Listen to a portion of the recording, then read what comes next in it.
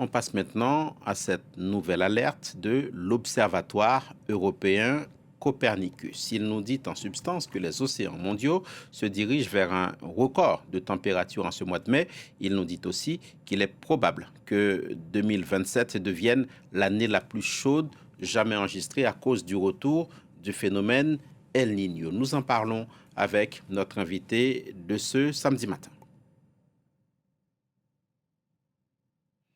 Et avec nous, Jean Jouzel, bonjour, merci de nous rejoindre une nouvelle fois pour éclairer notre lanterne sur ces questions. Vous êtes paléoclimatologue, ancien vice-président du GIEC.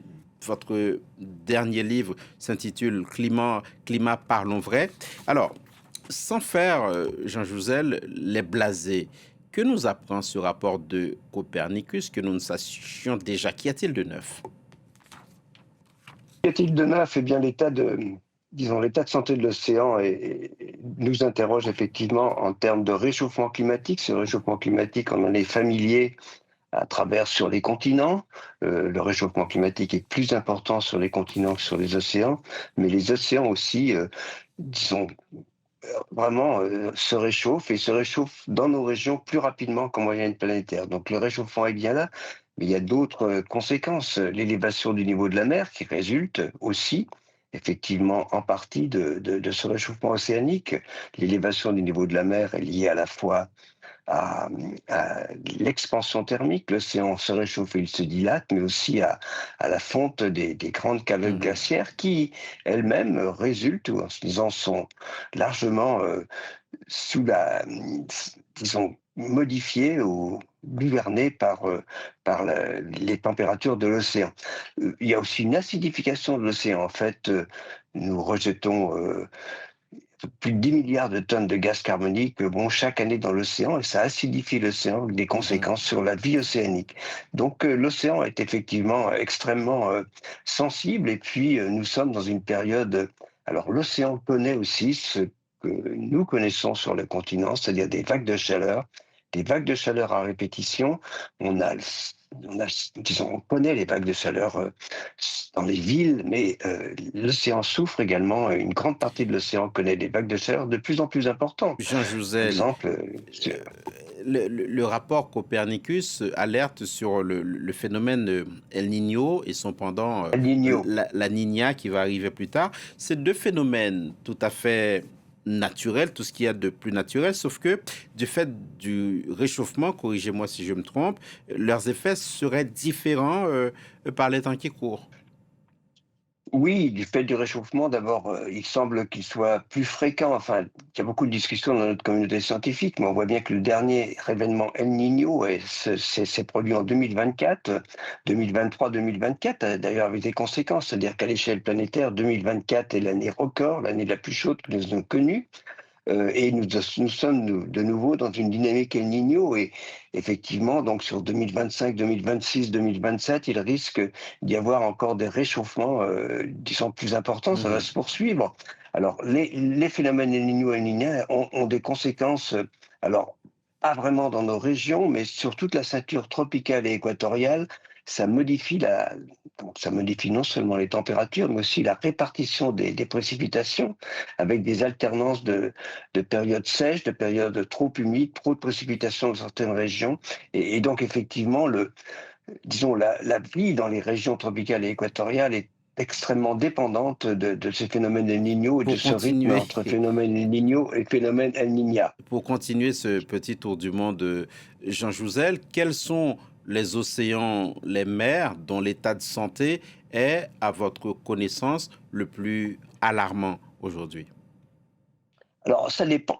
Disons, il y a un état de santé, je dirais, climatique. Alors, le réchauffement est plus important dans nos régions. Alors, dans l'Atlantique Nord, par exemple, le réchauffement est plus important. Alors, il y a des conséquences sur la flore et la faune marine, et ça, c'est important. Bien sûr, l'acidification de l'océan est plus acide, et cela, ça joue aussi sur la vie marine. Les vagues de chaleur touchent aussi la faune, la flore, et donc ces vagues de chaleur deviennent de plus en plus fréquentes, de plus en plus intenses. On cite des vagues de chaleur, disons, supérieures de 4 degrés dans la Méditerranée. Les mers fermées sont par exemple plus, disons, plus sensibles aux vagues de chaleur que l'océan ouvert. Il y a aussi, bien sûr, la pollution plastique, qui est, ça s'acidifie également. 10 000 tonnes de plastique, donc dans des régions disons, il y a de plus en plus de plastique, et ça joue Mhm. également. Donc, en fait, il y a trois grandes conséquences à la fois sur le climat, sur la biodiversité, sur la vie marine, faune et flore, mais aussi s'y ajoute la pollution plastique, et tout cela fait que bien, les océans sont effectivement en danger. Comment expliquer, Jean Et Jouzel, qu'on traite la mer aussi mal, malgré les alertes, malgré aussi notre niveau de connaissance scientifique? c'est exact, parce on a eu longtemps le sentiment que, disons, la mer est tellement immense, c'est 70% de notre planète, avec des profondeurs qui peuvent atteindre jusqu'à 10 kilomètres, donc un volume énorme, que eh bien, nos activités ne pouvaient pas de façon notable l'influencer. Ce n'est pas le cas. On voit bien que nos activités l'influencent à travers le réchauffement. En fait, le réchauffement climatique, c'est lié largement à l'utilisation des combustibles fossiles. Et ça correspond à une augmentation du chauffage, mais en fait de la quantité de chaleur supplémentaire. 90% vont dans l'océan. Il y a de plus en plus de chaleur qui va dans l'océan, et ça s'accélère. Donc ça, c'est un premier phénomène. Ça entraîne une expansion thermique, les conséquences sur la vie marine, alors à la fois à travers le réchauffement, mais aussi à travers l'acidification de l'océan. Les propriétés de l'océan changent, et tout ce qui se forme à partir de calcite, de calcaire, c'est-à-dire par exemple les récifs coralliens, mais aussi les animaux, disons les Mhm. coquilles des animaux que nous aimons bien, eh bien souffrent, c'est plus difficile à se former. Mais la La question pollution était comment également est expliquer là au qu'on rendez-vous. continue alors que on sait que les Alors, océans vont mal. eh bien, parce que je crois que nous avons collectivement un égoïsme, effectivement. On voit bien, regardez le plastique, il y a effectivement contrairement à ce qu'on pourrait espérer, à ce que les législations mises en place essayent, disons, de mettre en œuvre, disons, la pollution plastique continue de façon très importante. Le réchauffement climatique, eh bien, il faut le prendre à la source, c'est-à-dire diminuer nos émissions de gaz à effet de serre. Et on voit bien, je ne reviendrai pas sur ce que je l'ai dit tout à l'heure, mais nous sommes dans un contexte où, au contraire, disons, sous l'impulsion, en tout cas notable, de Donald Trump, eh bien, on oublie les impératifs climatiques qui devraient nous entraîner à nous, disons, nous passer de combustibles fossiles. C'est Hmm. tout le contraire que l'on fait actuellement. Les émissions de combustibles fossiles, c'est à la source qu'il faut prendre le problème. Si on veut maîtriser le réchauffement climatique sur l'océan, il faut le faire à l'échelle planétaire. Vous avez Donc, un peu, Jean c'est- Jouzel, pardonnez-moi, anticipé la question que j'allais vous poser. Quand vous voyez tous ces battages dramatiques actuels au Moyen-Orient autour du pétrole, on peut aussi penser au Venezuela. Que dit, que pense oui. le scientifique que vous êtes?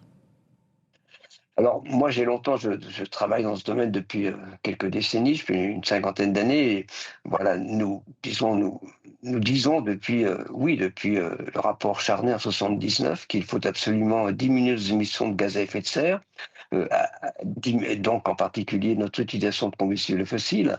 Et malheureusement, nous n'avons pas eu l'oreille disons, des populations et des décideurs politiques. Et ce n'est qu'aujourd'hui que ceci est sur disons que cette nécessité en tout cas en France, par exemple, des pays comme la France, de nous libérer des combustibles fossiles vient sur le devant de la scène, non pas à cause du problème climatique, mais à cause du prix du pétrole. Et c'est un peu regrettable. C'est-à-dire que, heureusement, ça va dans le même sens. C'est-à-dire que ces deux impératifs économiques et écologiques nous incitent, ou devraient nous inciter à, disons, à diminuer vraiment notre utilisation de combustibles fossiles.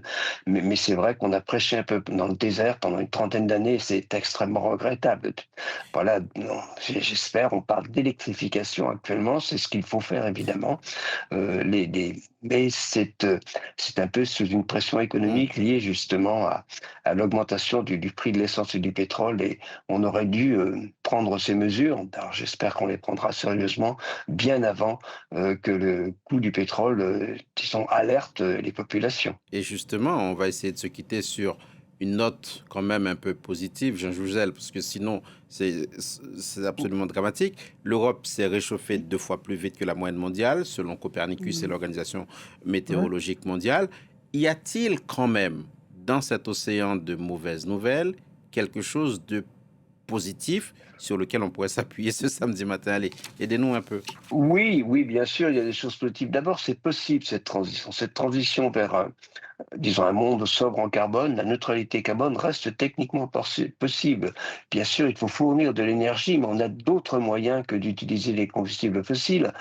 Voilà, en France, on s'oriente vers une partie du nucléaire, mais à l'échelle planétaire, ce sont surtout les énergies renouvelables qui se développent de façon extrêmement rapide. On voit le cas de la Chine, qui est un bon exemple, même si la Chine reste le premier émetteur en termes d'émissions de gaz à effet de serre, mais le renouvelable s'y développe de façon très rapide. Et c'est un modèle qu'il faudrait prendre. Il faut vraiment construire nos économies à l'échelle planétaire autour du développement des énergies renouvelables. C'est tout à fait possible. Donc, et cette transition, elle est aussi synonyme de création d'emplois, de dynamisme économique. L'Europe devrait s'y engouffrer. L'Europe aurait dû prendre le leadership de cette transition climatique, écologique. Et on sent bien que c'est la Chine qui est en train de le prendre, mais pas évidemment les États-Unis, parce qu'ils vont complètement dans l'autre direction. Je dirais qu'ils sont complètement à l'ouest d'une façon assez simple. Du point de vue économique, il est clair que les combustibles fossiles devront être abandonnés. Alors, ça sera peut-être pas assez rapide, mais vraiment, c'est possible d'abandonner les combustibles fossiles et ça reste, je l'espère, on a quand même, grâce aux négociations climatiques, limité le réchauffement. On évoquait des réchauffements de l'ordre de 5 degrés à la fin du siècle, il y a quelques années. On évoque plutôt des réchauffements de l'ordre de 3 degrés. C'est beaucoup trop, mais c'est moins mal que ce que nous envisagions il y a une vingtaine d'années. Donc, Merci. il faut absolument poursuivre, mais c'est éminemment politique et c'est largement à l'échelle internationale qu'il faut effectivement en prendre la mesure. On retient Merci en tout cas beaucoup. que c'est techniquement possible. Merci beaucoup, Ouais, Jean Jouzel, merci à vous. paléoclimatologue. Bonne Merci journée. beaucoup d'être venu sur notre plateau, ancien vice-président du GIEC. On va, pour refermer cette entrevue, remontrer votre dernier livre, Climat, Parlons vrai, coécrit avec Baptiste Denis. Voilà, c'est ainsi que se referme cette édition de Align Weekend. Merci de continuer de nous suivre. On se retrouve dans quelques instants pour la suite.